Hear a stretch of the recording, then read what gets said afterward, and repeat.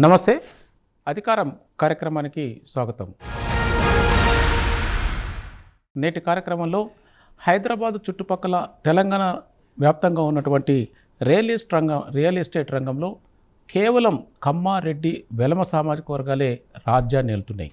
స్వతంత్రం వచ్చి ఇన్ని సంవత్సరాలైనా బడుగు బలైన వర్గాలకు ఇచ్చిన భూములను దోచుకొని ఈ మూడు కులాలు మాత్రం ఏ పార్టీ ఉన్నా, అధికారంలో ఏ పార్టీ ఉన్నా కూడా హైదరాబాద్ చుట్టుపక్కల కానీ తెలంగాణ వ్యాప్తంగా కానీ అనేక మంది దగ్గర కొల్లగొట్టుకొని చీప్ రేట్లలో కొల్లగొట్టుకొని రియల్ ఎస్టేట్ వ్యాపారం చేస్తూ కోట్లు గడించి దాన్ని ఆసరాగా చేసుకొని రాజకీయ రంగంలో ప్రవేశించి అనేక అంచెలంచెలకు ఎదుగుతున్నటువంటి రెడ్డి, కమ్మ, వెలమ సామాజిక వర్గానికి రియల్ ఎస్టేట్ రంగానికి ఉన్న సంబంధాన్ని నేడు చర్చించబోదాం.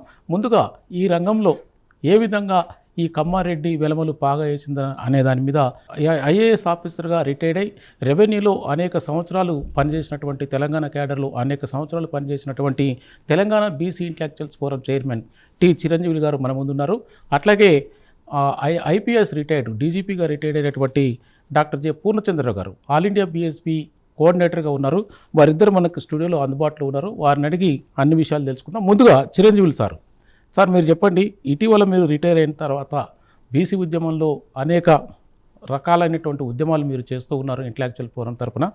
ముఖ్యంగా హైదరాబాద్ రియల్ ఎస్టేటు, తెలంగాణలో ఉన్నటువంటి రియల్ ఎస్టేట్లో ఈ మూడు కులాలే అక్కడ దోచుకొని రాజ్యంకి వచ్చి పాలన చేస్తూ అనేక రకాలైనటువంటి ఇబ్బందులకు గురి చేస్తున్నటువంటి బహుజనుల పట్ల మీరేమి ఆలోచన చేస్తున్నారు? అట్లా ఎట్లా ఉంది వాళ్ళ పోకడలని కూడా?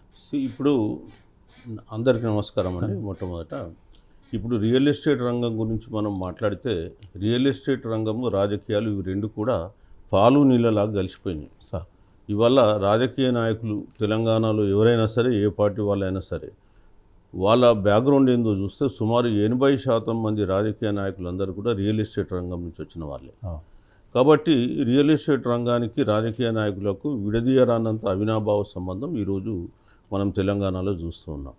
సో ముఖ్యంగా ఈ రియల్ ఎస్టేట్ రంగంలో కూడా ఒక 3-4 కులాలే చాలా డామినెంట్గా ఆధిపత్యంగా మనం చెప్పచ్చు. సో హైదరాబాద్ అనేది గత 20-25 సంవత్సరాలుగా రియల్ ఎస్టేట్ రంగం అనేది చాలా చాలా చాలా పెద్ద ఎత్తున పెరిగినటువంటి రంగం ఇది. ఉదాహరణకు మీరు చూస్తే ఔటర్ రింగ్ రోడ్ వేసినప్పుడు 2005-6లో ఔటర్ రింగ్ రోడ్ వేసినప్పుడు కోకాపేటలో రైతులకు ఇచ్చినటువంటి భూమి వాల్యూ 25 లక్షలు పర్ ఏకర్. ఇవాళ 100 కోట్లకు పైబడా ఏరియాలో ధర పడుతుంది. కేవలం ఒక 20 సంవత్సరాల లోపల 25 లక్షల పెట్టుబడి 100 కోట్లకు అది చేరింది. సో అట్లనే మీరు సైబరాబాద్ పెట్టినప్పుడు కూడా సైబరాబాద్ ఏరియా అప్పుడు నానక్రామ్గూడ ఏరియాలో 96-97 మ్యాక్సిమం 99-200 ఎకరంకు 2 లక్షలు 3 లక్షలకు ఎకరం చొప్పున కొన్నారు. ఇవాళ 150 కోట్లు ఉంటుంది అక్కడ. సో ఇది అసలు ఈ తెలంగాణలో ఇది భూముల ధరలు పెరిగినటువంటి విధానం. అయితే ఈ భూములు ఎవరి చేతిలో ఉన్నాయి, వాళ్ళు ఎట్లా కొనుక్కున్నారు, ఏ విధంగా వీళ్ళు ఇవాళ పెద్ద పెద్ద సంస్థలకు ఎదిగిన విషయం మనం చూస్తే ఏమైందంటే, ఎప్పుడైతే అధికారం చేతిలో ఉంటుందో అధికారుల వాళ్ళకి తెలుసు ఏ ఏరియాలో మనం ఏ ప్రాజెక్టులు పెట్టచ్చు. సో ప్రాజెక్టులు పెట్టినామంటే ముఖ్యంగా ట్రాన్సిట్ ఓరియంటెడ్, ఎక్కడైతే మనం రోడ్లు వేస్తున్నాము లేదా కొత్త ప్రాజెక్టులు తెస్తున్నామో అక్కడ రేట్లు భూములకు పెరుగుతాయి. ఎందుకంటే రాబోయే కాలంలో అక్కడ వాణిజ్య అవసరాలకు, గృహ అవసరాలకు, పారిశ్రామిక అవసరాలకు, రకరకాల అవసరాలకు భూమి అవసరం ఉంటుంది. సో ఇప్పుడు ఉన్న ఒక అపవాదం ఏంటంటే, మీరు అపవాదం అనొచ్చు, నిజం అనొచ్చు. నేను చెప్పేది ఏంటంటే, సైబరాబాద్ అనే విషయం 2000 సంవత్సరంలో బయటకు వచ్చింది. సైబరాబాద్ వస్తుందని చెప్పేసి అప్పుడున్నటువంటి పాలక వర్గాలు ఆ సామాజిక వర్గం వాళ్ళకి సమాచారం ఇచ్చి, మీరు భూములు కొనండి తక్కువ రేటుకి ఇక్కడ, సో ఇప్పుడు మీకు తక్కువ రేటు వస్తుంది, రేపు మీకు అది 100 రేట్లు పెరుగుతుంది అని చెప్పేసి ఆ వర్గానికి సంబంధించిన వాళ్ళతో కొనిచ్చిండ్రు. ఇది నేను చెప్తలే, ఈవెన్ ఒక లండన్ బేస్డ్ రీసెర్చ్ స్కాలరు ఈ సైబరాబాద్ భూముల పైన రీసెర్చ్ చేసి PhD తీసుకుంది, తన సామాజిక వర్గం వాళ్ళకే ఆ భూములు ఇప్పించిందని. సో ఇవాళ అక్కడ 2 లక్షలకు 3 లక్షలకు కొంతమంది సినీ స్టార్స్ నానక్రామ్గూడలో కొన్నారు.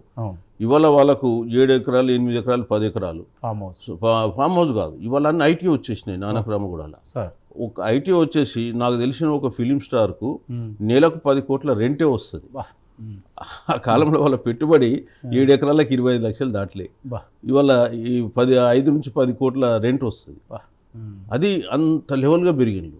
సో ఇప్పుడు రియల్ ఎస్టేట్ రంగం ఏమైపోయింది ఆ ఏరియాలో మొత్తం కూడా ఆ సామాజిక వర్గం చేతిలోకి వెళ్ళిపోయింది. అట్లనే ఔటర్ రింగ్ రోడ్ వచ్చినప్పుడు ఏం జరిగిందంటే అప్పుడున్నటువంటి ముఖ్యమంత్రి ఆ రింగ్ రోడ్ను మొత్తం అలైన్మెంట్ మార్చేసి దాన్ని తెలుసుకున్న వర్గాలు సో అక్కడ చుట్టుపక్కల భూములు కొని నేను చెప్పిన 25 లక్షలు కానీ ఇవాళ 100 కోట్లు ఉందట. అట్లనే మొన్న రీజనల్ రింగ్ రోడ్ వస్తుంది అని చెప్పేసి తర్వాత యాదాద్రి వస్తుంది అని చెప్పేసి అప్పుడు ఉన్న ముఖ్యమంత్రి సామాజిక వర్గం వాళ్ళు కూడా భూములు కొని ఇలా కోట్ల రూపాయలు వాళ్ళు సంపాదిస్తారు. సో ఏమైంది ఇన్సైడర్ ఇన్ఫర్మేషన్ రావడంతో వీళ్ళు ఏం చేస్తుండ్రు తక్కువ రేటుకు భూములు కొంటుండ్రు. దాంతో వాళ్ళు ఏం చేస్తున్నారు తర్వాత వాళ్ళు ప్రభుత్వం నుంచి పర్మిషన్ తీసుకుంటూ ఒకటి భూములు కొనడం తక్కువ రేటుకు ఉన్నారు. రెండోది అక్కడ ప్రాజెక్టులు వస్తాయని తెలుసు కాబట్టి ప్రజలు వస్తున్నారు. తర్వాత రెండోది ఏంటంటే ప్రభుత్వం నుంచి పర్మిషన్స్. ఈ హైదరాబాద్ చుట్టుపక్కల ఉన్న భూములలో చాలా వరకు డిస్ప్యూటెడ్ భూములు ఉన్నాయి. సో ఈ డిస్ప్యూటెడ్ భూముల్ని కూడా ఏం చేస్తున్నారంటే వీళ్ళు ప్రభుత్వ పరంగా రావాల్సిన విధంగా అవన్నింటిని కూడా మళ్ళీ తమకు అనుకూలంగా జడ్జిమెంట్లు రాయించుకోవడం లేదా జీవోలు తెచ్చుకోవడం జరుగుతుంది. సో అట్లా కూడా వాళ్ళు ఏంటంటే తక్కువ రేటుకు భూములు కొనుక్కుంటున్నారు. ఆ తర్వాత పర్మిషన్స్ అప్పుడు కూడా ఈ పర్మిషన్స్ ఏంటంటే మన దగ్గర తెలంగాణలో 93 నుంచి మనకు 2003 నుంచి మన దగ్గర ఎఫ్ఎస్ఐ లేదు, అంటే ఫ్లోర్ స్పేస్ ఇండెక్స్ ఎఫ్ఎస్ఐ లేదు. సో ఇక్కడ ఏంటంటే కేవలం ఫ్లాట్ సైజు తర్వాత రోడ్ విడ్త్ మాత్రమే డిసైడ్ చేస్తుంది. సో దాంతో ఎంత హైట్ అంటే అంత హైట్కు పోవడము. సో తక్కువ భూమిలో కూడా ఎక్కువ హైట్ బిల్డింగ్ నిర్మాణం ఎక్కువ బుల్టప్ ఏరియా వచ్చే వరకు కూడా కొంత ఎక్కువ లబ్ధి పొందే అవకాశం ఉంది. అందుకనే మీరు మన హైదరాబాద్లో చూస్తే మనకు మిగతా సిటీల లాగా పెద్ద పెద్ద బయట ఉన్నటువంటి పాన్ ఇండియా కంపెనీస్ లేవు. ఇక్కడ ఓన్లీ ప్రిస్టేజ్ ఈ మధ్య కాలంలో సాలార్పురియా సత్వ ఇట్లాంటి కొన్ని కంపెనీస్ వచ్చినాయి. కానీ ఇక్కడ ఎక్కువ కూడా లోకల్ వాళ్ళే కంపెనీస్ ఉన్నాయి. లోకల్ వాళ్ళ కంపెనీస్ ఉండడం మంచిదే నేను కాదనను. కానీ బట్ ఒక 2-3 కులాల చేతిలోనే మ్యాక్సిమం నిండిపోయింది. ఇవాళ మనం తెలంగాణలో చూస్తే పెద్ద సంస్థలు ఒక టాప్ 10 తీసిన అనుకుంటే అలా టాప్ 10లో మొత్తం వాళ్ళే ఉన్నారు. సో మనం చూసినట్టయితే తెలంగాణలో టాప్ 10 అంటే మీరు ఇప్పుడు ఒకరిని ఎక్కువ ఎందుకు తక్కువ ఎందుకు కానీ బట్ టాప్ 10లో మొత్తం వాళ్ళే ఉన్నారు. కాబట్టి మనం ఏమంటున్నాము రియల్ ఎస్టేట్లో చిన్న వాళ్ళు ఉన్నారు లేదని అంటలే, కానీ ఈ చిన్న వాళ్ళ స్ప్రెడ్ తక్కువ ఉంది. ఒక సామాజిక వర్గం వాళ్ళు రాజకీయ నాయకులు కూడా వాళ్ళకు సంబంధించిన వాళ్ళే ఉన్నారు. కాబట్టి ఈ రెండు కలిసిపోయి వాళ్ళు రియల్ ఎస్టేట్ రంగాన్ని శాసిస్తారు. ఇవాళ హైదరాబాద్ రియల్ ఎస్టేట్ రంగం సైజ్ ఎంత అని మనం చూసుకుంటే మన రిజిస్ట్రేషన్ డాటా ప్రకారం హైదరాబాదులోనే 1.5 lakh crore రిజిస్టర్డ్ వ్యాపారం జరుగుతుంది రిజిస్ట్రేషన్ ప్రకారం. So 1.5 lakh crores. సో అది దాన్ని మనము ఇంకా అవుట్ సైడ్ బయట మనం చూసుకుంటే దాదాపు 2 రేట్లు వేసుకున్నా 2+1 3 అనుకున్నా 4.5 లక్షల 5 లక్షల కోట్ల వ్యాపారం ఇక్కడ జరుగుతుంది. సో ఈ 5 లక్షల కోట్ల వ్యాపారంలో ఒక 3 లక్షలు 4 లక్షలు ఓన్లీ ఒక వర్గంకి చేతిలో ఉండడం వరకే వాళ్ళ దగ్గర ధనం కేంద్రీకృతం అవుతుంది. సో వాళ్ళు దాంతో రాజకీయాల్లోకి వచ్చేస్తున్నారు. రాజకీయాల్లో విపరీతంగా ఖర్చు పెట్టేస్తున్నారు, గెలుస్తున్నారు, మళ్ళీ వచ్చేసి మళ్ళీ సంపాదిస్తారు. సో అందుకని మొదలు చెప్పిన ఇవి నీళ్లు పళ్ళలాగా కలిసిపోయినటువంటి రాజకీయాలు, అదేవిధంగా రియల్ ఎస్టేట్ రంగం. సో ఇక్కడ వీళ్ళకు ఉన్నటువంటి కోటరీ తోటి వేరేవాడు బయటవాడు ఇక్కడ వచ్చేసి సర్వైవల్ అంటే చాలా కష్టమైంది. సో తర్వాత బీసీలు ఎవరన్నా నిజంగా కూడా ఎదగడానికి ట్రై చేసిండ్రు అనుకో 100% వాళ్ళకు ప్రాబ్లమ్స్ క్రియేట్ చేసి వాళ్ళని క్లోజ్ చేసిన సంస్థలు కూడా ఉన్నాయి. భయపెట్టి ఇచ్చేసి మాఫియాస్ తయారైపోయి నువ్వు మాకు అమ్ముతావా లేదా ఆ ల్యాండ్, అమ్మకపోతే నీ అంత చూస్తామని చెప్పి బెదిరించి క్లోజ్ చేసిన సంస్థలు కూడా ఉన్నాయి. సో ఇట్లా ఒక నెట్వర్కింగ్ ఒక మాఫియా తయారైపోయింది. సో కొందరు టాప్ బిల్డర్స్ క్రమ పద్ధతిలో కొన్ని రూల్స్ రెగ్యులేషన్ ప్రకారం ఉండొచ్చు, కానీ ఇన్ బిట్వీన్ ఉన్న సమస్యలు మటుకు రకరకాల ప్రెషర్లు పెట్టి బీసీలను ఇంకా మిగతా వాళ్ళని వర్గాలను ఎదగనీయకుండా అడ్డుకుంటున్నాయి. అట్లాగే ప్రభుత్వాలే వాళ్ళే కాబట్టి ఆటోమేటిక్గా ప్రభుత్వం కూడా వాళ్ళు చెప్పినట్టు చేస్తుంది. అందుకే ఇలా రియల్ ఎస్టేట్ రంగాన్ని శాసిస్తుంది ఎవరు అంటే ఇక్కడ మీరు అన్నటువంటి 3-4 కులాలు తప్ప ఇంకా వేరే వాళ్ళు లేరు. సో అది 100% వాస్తవం. మరి మిగతా ఈ పరిస్థితి వేరే రాష్ట్రాలలో లేదు. వేరే రాష్ట్రాలలో మీకు లేదు. వేరే రాష్ట్రాలలో ఇప్పుడు మీరు బెంగళూరు వెళ్ళండి, బెంగళూరులో మీకు బ్రిగేడియర్, ప్రిస్టేజ్, శోభాను ఇట్లాంటి పెద్ద పెద్ద బిల్డర్స్ ఉన్నారు.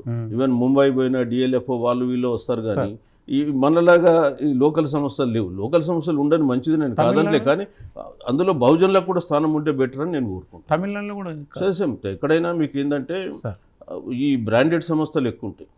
కానీ మన దగ్గర ఏంటంటే తెలుగు రాష్ట్రంలో ఇక్కడ మొదటి నుంచి కూడా పవర్ అనేది కొన్ని క్యాస్ట్లలో కేంద్రీకృతం కావడంతో వాళ్ళ వర్గాలకు సంబంధించిన వాళ్ళే పెద్ద పెద్ద రియాల్టర్గా అవతరించింది.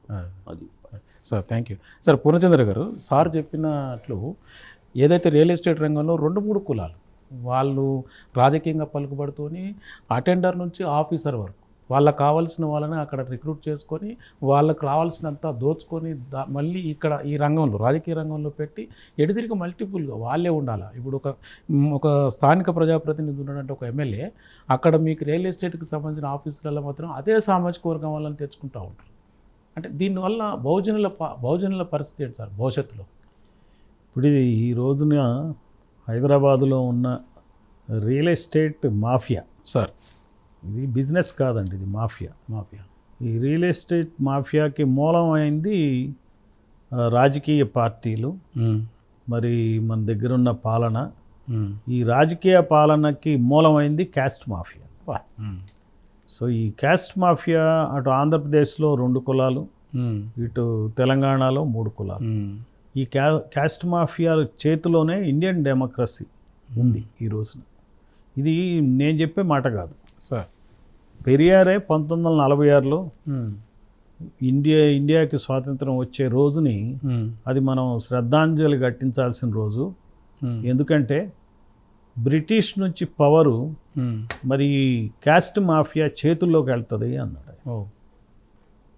సో అందువల్ల పాలన మొత్తం క్యాస్ట్ మాఫియా చేతుల్లోకి వెళ్తుంది. వెళుతున్నప్పుడు దానికి బలయ్యేది ఎవరు? ఈ 2-3 కులాల వాళ్ళకంతా కూడా ఈ రాజకీయ పరమైనటువంటి ఏదైతే అధికారం వస్తుందో ఆ అధికారానికి సంబంధించి అన్ని రకాలైనటువంటి ఫలాల్ని వాళ్ళే పొందుతారు. దానికి అసలు మనం పెద్ద ఎగ్జాంపుల్ హైదరాబాదులో ఉన్నటువంటి రియల్ ఎస్టేట్ పరిస్థితి.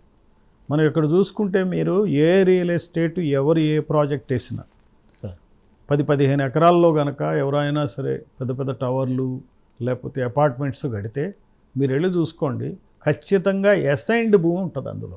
అవును, అసైన్డ్ భూమి లేకుండా ఎక్కడా కూడా ఏ ప్రాజెక్టు ఉండదు. గవర్నమెంట్ భూమిని ఆక్రమించుకోవటం కానీ, అసైన్డ్ భూమి కానీ, లేకపోతే ట్యాంక్ పోరంబోగు భూములను ఆక్రమించుకోవటం కానీ జరుగుతుంది అనమాట. ఇవి జరగాలంటే దీనికి రాజకీయమైనటువంటి అండదండలు ఉండాలి.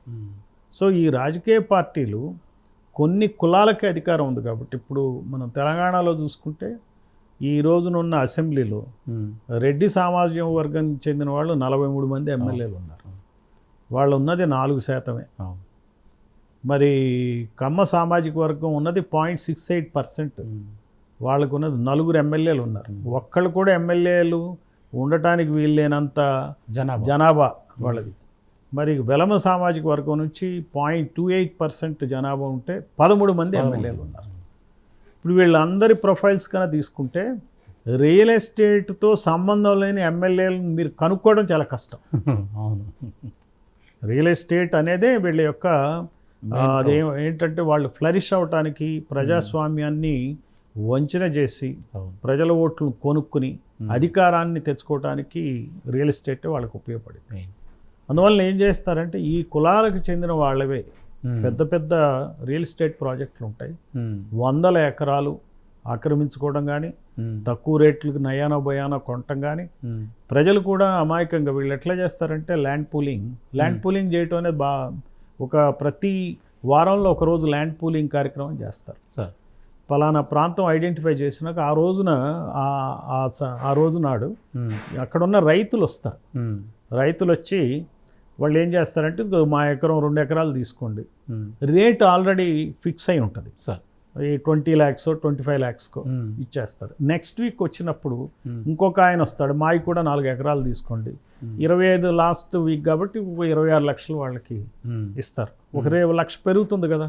సో ఇతను ఎప్పటికప్పుడు ఈ రైతులందరూ కూడా ఈ బీదా బెక్కి జనం వాళ్ళకున్న 1,00,000 ఎకరమో 1/2 ఎకరమో 2 ఎకరాలు వీళ్ళకి అమ్మేసుకుంటూ ఉంటారు. వీళ్ళకి ఈ రైతులకి విషయం తెలియదు, ఊహించలేరు ఎంత లాభం జరుగుతుంది. ఊహించినా వాళ్ళ వల్ల ఏం కాదు. వాళ్ళు ఏంటంటే వాళ్ళకి ఏ రకమైనటువంటి అధికారం అండదండలు లేవు, ఫైనాన్సింగ్ చేసేటువంటి పరిస్థితులు ఉండవు.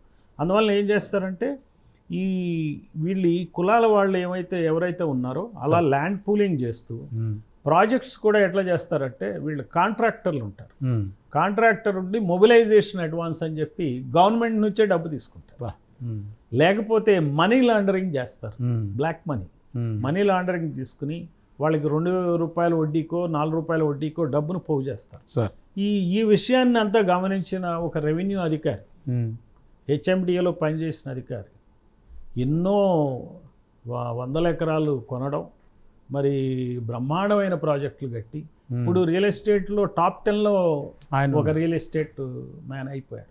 అంటే ఈ ఈ ఆలోచన ఒక చిన్న ఆర్డీఓ అనే ఒక అధికారి చాలా మరి వయసులో చాలా చిన్నవాడు, మొట్టమొదట ఇనిషియల్ ఇయర్స్ ఆఫ్ సర్వీస్ 5-10 సంవత్సరాల లోపే మొదలు పెడితే ఈ రోజుకి అసలు ఆయనకు ఉద్యోగం కూడా అక్కర్లా, ఉద్యోగం రిజైన్ చేసేసుకుని మళ్ళీ తర్వాత ఒక రాజకీయ పదవిని కూడా కొనో ఏదో ఒకటి చేసి ఈ రోజున 1000 కోట్లకి అధిపతి అయ్యాడు.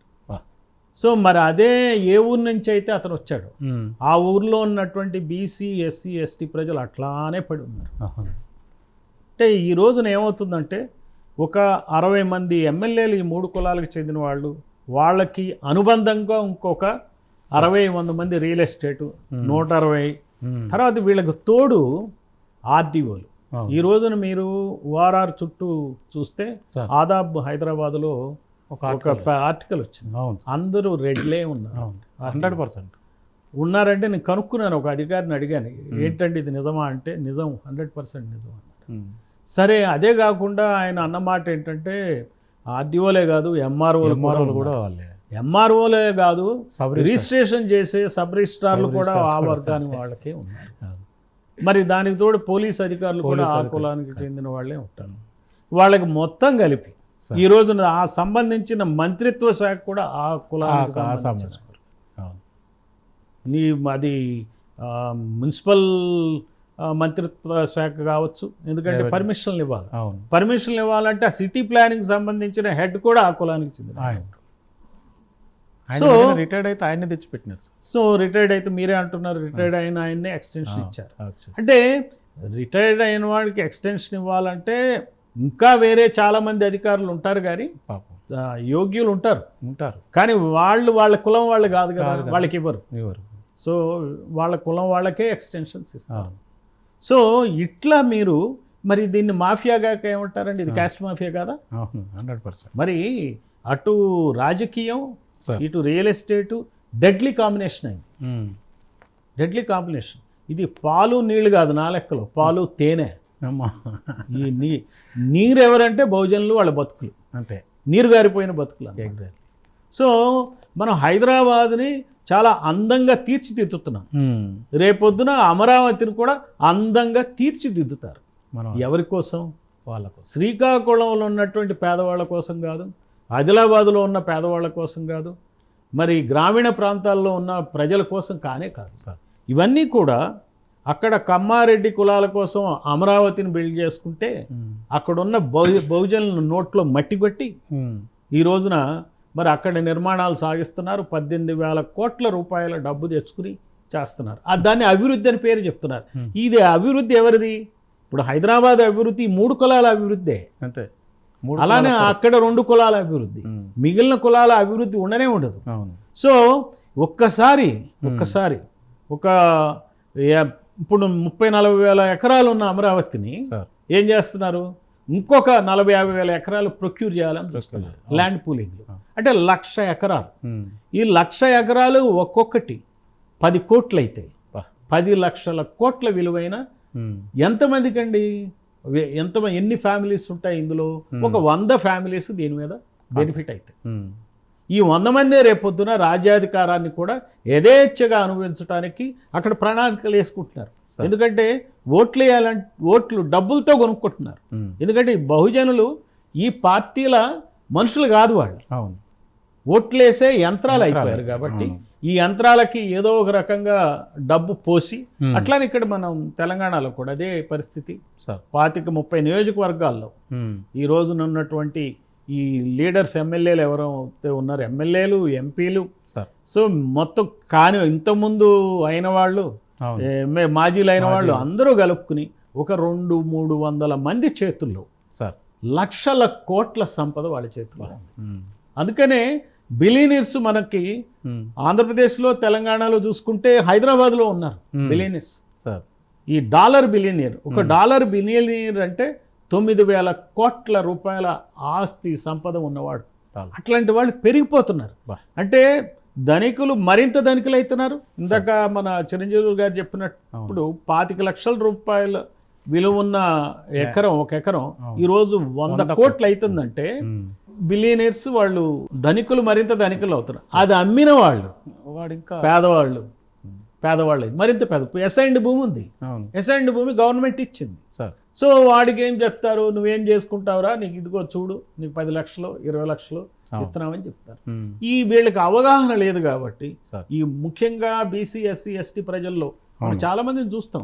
వాళ్ళకి డబ్బు రాగానే ఒక పెద్ద ఇల్లు కట్టుకోవటం, ఒక మనం గతంలో కూడా చూసాం బొలెరో వాహనాలు, తర్వాత ఈ రకమైన వాహనాలు కొనుక్కోవటం, పెద్ద పెద్ద వాహనాలు కొనుక్కోవటం, పిల్లలకి మోటార్ సైకిల్స్ కొనిపెట్టడం, వాళ్ళ జీవనశైలి మొత్తం మారిపోవటం. సంవత్సరంన్నర కాలంలోనే ఆ డబ్బులన్నీ నాశనం అయిపోయి కొలాప్స్ అయిపోయి పిల్లలు చదువుకోక ఏ రకమైన ఇది కాకుండా ఆ కుటుంబం నాశనం అవుతుంది. 25 లక్షలు పెట్టి ఎకరం అమ్మిన రైతులు మనం కనుక ఒక సర్వే చేస్తే తెలంగాణ చుట్టుపక్కల ప్రాంతాల్లో వాళ్ళు మరింత పేదలయ్యారు. అందుకనే ఈ మోడల్ ఆఫ్ గవర్నెన్స్ ఇది చాలా అన్యాయం. మరి తెలంగాణకి ద్రోహం చేసేటువంటి అన్యాయం. ఎవరో వచ్చి దీన్ని దోచుకోవట్లే. మనం బ్రిటిష్, ఆయన పెరియార్ అన్నట్టు బ్రిటిష్ వాళ్ళు దోచుకున్నారని చెప్పి బ్రిటిష్ వాళ్ళని వెడలగొట్టాం. వెడలగొట్టి ఇప్పుడు ఎవరు దోచుకుంటున్నారు? మనోళ్లే మనల్ని దోచుకుంటున్నారు. ఈ దోపిడీని అంతం చేయాలి కాబట్టి all India Bahujan Samaj party తరఫున మేము ప్రజల్లోకి వెళ్తాం, ఈ విషయాన్ని గట్టిగా తెలియజెప్తాం. అందుకనే నేనేమంటున్నానంటే బహుజనులందరూ దీన్ని గమనించి ఈ నిరసన కార్యక్రమాలు చేపట్టాలి. ఎక్కడికక్కడ ఈ రకమైనటువంటి అన్యాయం జరుగుతుంది కాబట్టి ఈ ప్రభుత్వాల మీద నిరసన వ్యక్తపరచండి, ఇవి ఆగవు. సో ఈ సందర్భంగా మనం కూడా విద్యావంతులు కానీ రిటైర్డ్ ఎంప్లాయీస్ కానీ వీళ్ళందరికీ అవగాహన ఉన్న వ్యక్తులు కూడా ప్రజాబాహుళ్యంలోకి వెళ్ళి ఈ విషయాలన్నీ చెప్పాలి. ఈరోజు సోషల్ మీడియా ఉంది. రిటైర్డ్ రెవెన్యూ అధికారులు, రిటైర్డ్ పోలీస్ అధికారులు చాలామంది ఉన్నారు. వాళ్ళందరూ కామ్గా బాధపడుతూ కూర్చునే బదులు ఇప్పుడు చిరంజీవులు గారి లాగా చెప్పాల్సి వస్తుంది, విషయం చెప్పాలా, ప్రజలకు చెప్పాలా. ఈ అన్యాయం ఏంటంటే మనం చెప్పకపోతే ఒకళ్ళ తర్వాత ఒక పార్టీ దోచుకు తింటాం. సార్ చిరంజీవి గారు సార్ చెప్పినారు, ఔటర్ రింగ్ రోడ్డు, రెవెన్యూ, తర్వాత పోలీస్ డిపార్ట్మెంటు, తర్వాత సబ్ రిజిస్ట్రార్స్, తర్వాత మున్సిపాలిటీ ఎట్లా కొల్యూడై పేదవాడి దగ్గర ఉన్నటువంటి అసైన్ ల్యాండ్ మీద ఎట్లా వాళ్ళు వ్యాపారం చేసి వాడు ఇంకా పేదవాడైనాడు. ఈడేమో అంతస్తులు కట్టుకొని వాడు ఎంపీపీ ఉన్నోడు ఇవాళ ఎంపీ అయినాడు. అంటే ఎట్లా మరి బహుజనులకు ఈ బీసీలకు ఎట్లా న్యాయం జరుగుతుంది? ఇప్పుడు అందుకే శ్రీశ్రీ గారు ఒక మాట అంటారు ఏంటంటే, తాజ్మహల్ నిర్మాణానికి రాళ్ళెత్తిన కూలీలు ఎవరో ఇది కాదో చరిత్రకర్తమని. నైల్ నది నాగరికతలో సామాన్యుని జీవనం ఎట్టిదని. సో మన హైదరాబాద్ నగరాన్ని చూస్తే మనకు అదే గుర్తొస్తుంది. ఎందుకంటే ఇక్కడ మనం రాళ్ళెత్తిన కూలీలాగా మిగిలిపోయినారే తప్ప ఆ బిల్డింగ్ ఓనర్ కాలేకపోయింది. ఇప్పుడు 25 లక్షలకు ఎకరం అమ్మిన ఆ ప్లేస్లో వాళ్ళు కనీసం ఇప్పుడు వాళ్ళకు వచ్చిన డబ్బుతో బ్యాంకులు వేసుకుంటే రెట్టింపు 4 రేట్లు అయితే ఒక అపార్ట్మెంట్ కూడా కొనుక్కోలేనటువంటి పరిస్థితిలో పోయిండ్రు. ఇక్కడ ఏం జరుగుతుందంటే ప్రభుత్వాలు కూడా సిస్టమేటిక్గా ల్యాండ్ రేట్లను పెంచుతున్నాయి. ఎట్లా పెంచుతున్నాయంటే ఈవెన్ మార్కెట్కి డిమాండ్ ఉందా లేదా తెలియదు. మీరు ప్రభుత్వాలు ఏం చేస్తుంటే ల్యాండ్ను యాక్షన్ చేస్తున్నాయి. ఉదాహరణకు మనకి ఇప్పుడు కోకాపేటలో ల్యాండ్ యాక్షన్ చేసింది. ల్యాండ్ యాక్షన్ చేస్తే యావరేజ్ రేట్ అక్కడ పోయింది 40-50 కోట్లు పర్ ఎకరే. కానీ ఒక 2 ఎకరాల బిట్టును 100 కోట్లకు పెంచింది. కొంత దాంట్లో రింగ్ అయిపోయి. సో ఇప్పుడు ఏమైపోయింది, ఆ ఏరియా మొత్తం 100 ఏకర్స్ అయిపోయింది, 100 కోర్స్ అయిపోయాయి. సో ఇప్పుడు ఆ విధంగా వీళ్ళు రేట్లు పెంచే వరకే వీళ్ళు ఏం చేస్తున్నారు, రియాల్టర్స్ చుట్టుపక్కల మొత్తం భూములు కొని పెట్టుకుంటున్నారు. ప్రభుత్వం యాక్షన్ పెట్టే వరకే ఆ యాక్షన్లో దాన్ని 2 రేట్లు 3 రేట్లు 4 రేట్లు పాడేస్తున్నారు. పాడేసేవరకు రింగ్ అయిపోయి పాడిన తర్వాత ఇక ఏరియా చుట్టూ అంతా అదే రేట్ అయిపోయేవరకు కామన్ మ్యాన్కు ఎంట్రీకి ప్లేస్ లేదు. ఇవాళ హైదరాబాద్లో ఎవడన్నా మామూలు ఉద్యోగి ఒక 2 బెడ్రూమ్ అపార్ట్మెంట్ కొందామన్నా, ఫ్లాట్ కొందామంటే కూడా కొనలేనటువంటి పరిస్థితి వల్ల వచ్చింది. ఏదో మనకింత హైదరాబాదు కొంత ఐటీ రంగం పెరగడం, ఫార్మా రంగం పెరగడంతో కొంత ఇండస్ట్రీ, కొంత శాలరీస్ వచ్చి ఉంటాయి. కానీ మరి మామూలు మనిషి మాత్రం 2 బెడ్రూమ్ 3 బెడ్రూమ్ అపార్ట్మెంట్ కొనాలంటే వాడి జీవితకాలం కష్టపడ్డ డబ్బంతా తెచ్చి అక్కడ గుమ్మరించాల్సిన పరిస్థితి ఉంది. అయినా రాదు. సో అది పరిస్థితి. సో అందుకనే ఇటు ప్రభుత్వ పాలసీలు, అదేవిధంగా ఈ ఇన్సైడర్ ఇన్ఫర్మేషన్స్, ఇవన్నీ కూడా వాళ్ళని ఏకకాలంలో రీచ్ చేస్తున్నాయి. ఇప్పుడు మొన్న కోకాపేటలో మొన్న 2023లో యాక్షన్ పెట్టకన్నా మొదలు ఆ ఏరియాలో 40-50 కోట్లకు పర్ ఎకరం. ఎప్పుడైతే ప్రభుత్వం యాక్షన్ పెట్టిందో 100 కోట్లకు పోయేవారికి అందరూ 100 కోట్లని వేస్తున్నారు ఇప్పుడు. So that is what is happening. ఇప్పుడు ఏం చేస్తున్నారు, గవర్నమెంట్లో ఉన్న వాళ్ళు కొందరు పెద్దలు కావాలని చెప్పేసి ఆ చుట్టుపక్కల భూములు కొనుక్కొని పెట్టేసుకొని ఇప్పుడు యాక్షన్లో పెంచుకుంటున్నారు. సో అది ఆటోమేటిక్గా పోతున్నారు, బ్యాంకులకు వెళ్తున్నారు, బ్యాంకుల నుంచి కూడా రుణాలు తీసుకుంటున్నారు. ఇవాళ ఆడ 30 కోట్లకైనా కొన్న భూమి ఉంటుంది, ఇప్పుడు 100 కోట్లకు వచ్చిందని ఆ బ్యాంక్ దాని మీద ఒక 80-90 కోట్లు తీసుకుంటారు. కొంతమంది అవసరమైతే దాన్ని ముంచేసి రైట్ అప్ కూడా చేసుకుంటారు. మనం చూసినాం కదా బ్యాంకులు. మొన్ననే ఫైనాన్స్ మినిస్టర్ చెప్పింది 16,25,000 కోట్ల రుణమాఫీ జరిగింది లాస్ట్ 10 yearsలో. సో ఇది జరిగేది సొమ్మొకటిది సోకొకటిది. సో ఇవాళ రియల్ ఎస్టేట్ రంగం హైదరాబాద్లో ఈ విధంగా అనేక రెట్లు పెరగడం జరిగింది. సో ఈ సంపద అంతా ఎక్కడ పోతుంది, మళ్ళీ తీసుకొస్తున్నారు, రాజకీయాల్లో పెడుతున్నారు. రాజకీయాల్లో కూడా ఏం చేస్తున్నారు, అక్కడ పెద్ద పెద్ద కాంట్రాక్టులు, ఇరిగేషన్ ప్రాజెక్టులని, ఆ ప్రాజెక్టులన్నీ వచ్చేస్తున్నాయి. అందులో మొబిలైజేషన్ అడ్వాన్స్, ఆ మొబిలైజేషన్ అడ్వాన్సులు తెస్తున్నారు, మళ్ళీ రియల్ ఎస్టేట్లో పెడుతున్నారు, మళ్ళీ ఇక్కడ ఉంటున్నారు. సో ఇదొక ఒకదాని మీద ఒకటి చైన్ యాక్షన్లో నడుస్తూ ఉంది. సో కామన్ మ్యాన్ అంటూ బయట నుంచి దూరంగా చూడాల్సిన పరిస్థితి వచ్చింది. వాళ్ళ హైదరాబాద్ కామన్ మ్యాన్కు చెందినటువంటి ప్రాంతం కాదు. హైదరాబాద్ అనేది కేవలం అగ్రకులస్తులకు సంబంధించినటువంటి, ఆధిపత్య కులాలకు సంబంధించినటువంటి రంగం. ఇక్కడ ఫార్మా రంగంలో మన ప్లేస్ లేదు, ఇక్కడ ఉన్నటువంటి ఐటీ రంగంలో ప్లేస్ లేదు, ఇక్కడ ఉన్నటువంటి మన ఎడ్యుకేషన్ కానీ, మెడికల్ ఫీల్డ్ కానీ, ఏ ఫీల్డ్లో చూసినా వీళ్ళది ఏం లేదు. ఓన్లీ వీళ్ళు చూసి సంబరపడాల్సిందే తప్ప ఓన్లీ శ్రమ పడడము, మనము వాళ్ళకు రాళ్ళెత్త కూలీలాగా మారడం తప్ప ఇంకా చేసింది ఏమి లేదు. సో ఇది మారాలి అంటే ప్రజలు వాళ్ళకు జరుగుతున్నటువంటి అన్యాయాల గురించి అర్థం చేసుకొని ఓటు అనేది ఎవరికి వేయాలి అనేది వాళ్ళు అర్థం చేసుకోవాలి. సో మన బతుకులు మారాలంటే ఖచ్చితంగా మన బీసీలకు సంబంధించినటువంటి పార్టీలు రేపు రాబోయే కాలంలో వస్తున్నాయి కాబట్టి బీసీలకు 100% ఓటేసి ఎన్నుకోవాలి. సో అప్పుడు రాజ్యాధికారం మన చేతిలోకి వచ్చేస్తే పాలసీస్ మార్చొచ్చు. సో హైదరాబాద్ నగరంలో కూడా సామాన్యునికి తనకు ఒక సగర్వంగా బతికేటువంటి ఒక అవకాశాన్ని మనం ఎట్లా కల్పించవచ్చు అనేది మనకు తెలుస్తుంది. సో వాళ్ళు చేసే అవకాశం ఉంటుంది కాబట్టి రాజ్యాధికారమే అన్నిటి కూడా మూలము, అంతిమ లక్ష్యం. అది రాజ్యాధికారం కొరకు మనం పోరాడకపోతే ఇట్లాంటి పాలసీసే వస్తాయి. ఇదే విధమైనటువంటి సంపద కేంద్రీకృతం జరుగుతుంది. ఇవాళ హైదరాబాద్ నుంచి 18 మంది బిలియనియర్స్ ఉన్నారు, $1 బిలియన్ వాళ్ళు. భారతదేశంలో ముంబై, ఢిల్లీ తర్వాత అత్యధిక బిలియనియర్స్ ఉన్నటువంటి ప్రాంతం ఏంటంటే హైదరాబాద్. ఈవెన్ బెంగళూరులో కూడా లేరు, third place in the country. So ఎందుకు అయిన్లు ఎట్లా అయిన్లు అనేది మనకు తెలుసు.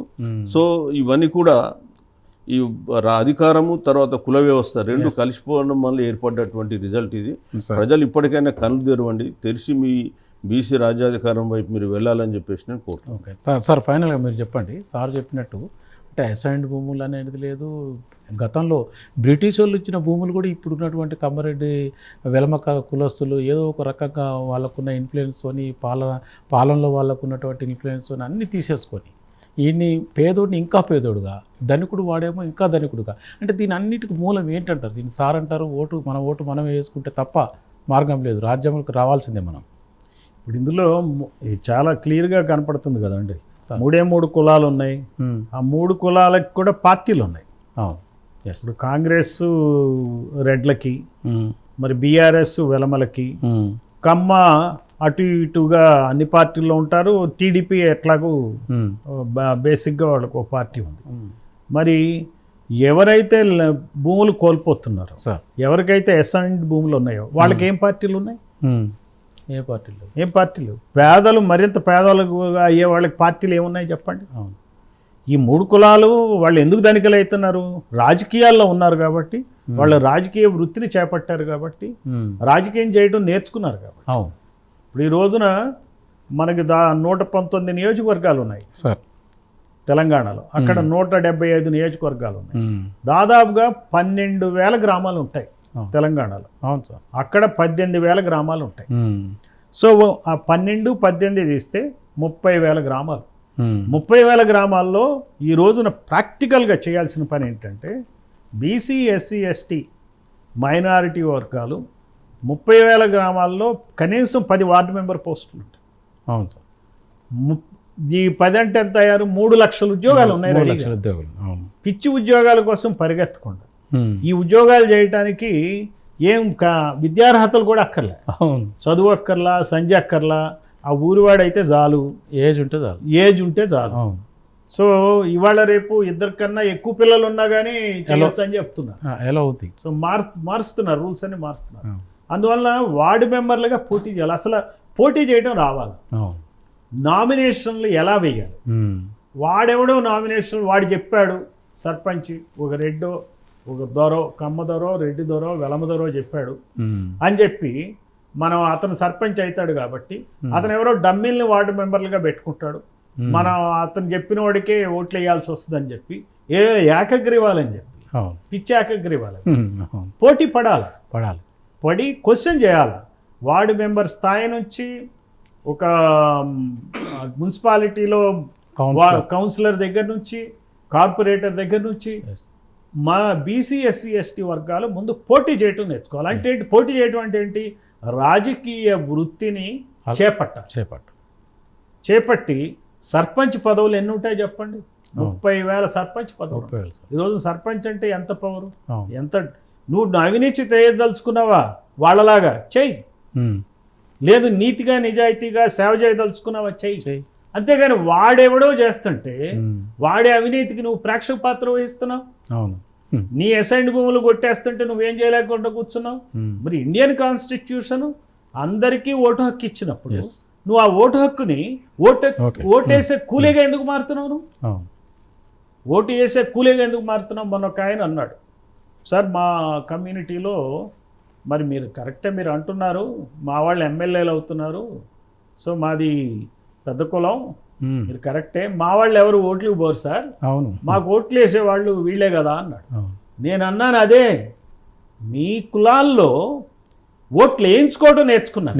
అవును, మీరు ఓట్లేయరు. ఎందుకంటే ఓట్లు వేయటం చాలా చిన్నతనం, మీకు ఇళ్లలోంచి రారు, లైన్లోకి రావాలా అంటే ఓటు అనేది చాలా చిన్నతనంగా భావించి, ఓటు కొనటం అనే దాన్ని గొప్పగా విద్యగా భావించి మీరు ఓట్లు వేయించుకుని గెలిచి మీరు అధికారాన్ని పొందుతున్నారు. మీరు ఓట్లు వేయాల్సిన అవసరం ఏముంది వచ్చింది అక్కడ? మీ అధికారం మీ గడప ఇంటి ముంగట అధికారం ఉంటే. అలానే ఈ రోజున ఓట్లేసే కూలీలుగా మారినటువంటి బీసీ ఎస్సీ ఎస్టీ వర్గాలు, ముస్లింలు కలిసి ఓట్లు వేయించుకునే పద్ధతిలో క్షేత్రస్థాయి నుంచి, గ్రాస్ రూట్ లెవెల్లో, గ్రామ స్థాయి నుంచి వీళ్ళు పోటీ చేయటం అనేది నేర్చుకోవాలా. పోటీ చేయండి ముందు. అసలు మీకు మీరుగా మీకున్న ఓటు హక్కుని ఎసెప్ట్ చేసుకుని ఆత్మగౌరవంతో పనిచేసిన నాడు పనికొస్తుంది. ఈ రోజున all India Bahujan Samaj party కాదు, ఇంకొక పార్టీ, మన పార్టీ అని ఏదనిపిస్తుంది, బీసీల పార్టీయా, ఎస్సీల పార్టీయా, ఎస్టీల పార్టీయా, ముస్లింల పార్టీ ఓన్ చేసుకుని మీ ఓట్లు మీ పార్టీల అకౌంట్లో డిపాజిట్ చేయండి. ఖచ్చితంగా పరిస్థితులు మారుతాయి. Thank you sir. ఈ రోజు చర్చలో పాల్గొని అమూల్యమైన సందేశాలు ఇచ్చి మన ఓటు మనం వేసుకొని రాజ్యానికి రావాలి, అలాగే ఓటు ఎలక్షన్స్లో నిలబడడమే ప్రథమ కర్తవ్యంగా ముందుకు సాగితే తప్ప మనకు రాజ్యాధికారం వచ్చే అవకాశం లేదని పూర్ణచంద్ర గారు సెలవిచ్చారు. ఈ డిబేట్లో పార్టిసిపేట్ చేసిన చిరంజీవుల సార్కి అలాగే పూర్ణచంద్ర గారికి ప్రైమ్ లైన్ తరపున అభినందనలు తెలియజేస్తూ మరో అంశంతో వచ్చే వారం కలుద్దాం. నమస్తే.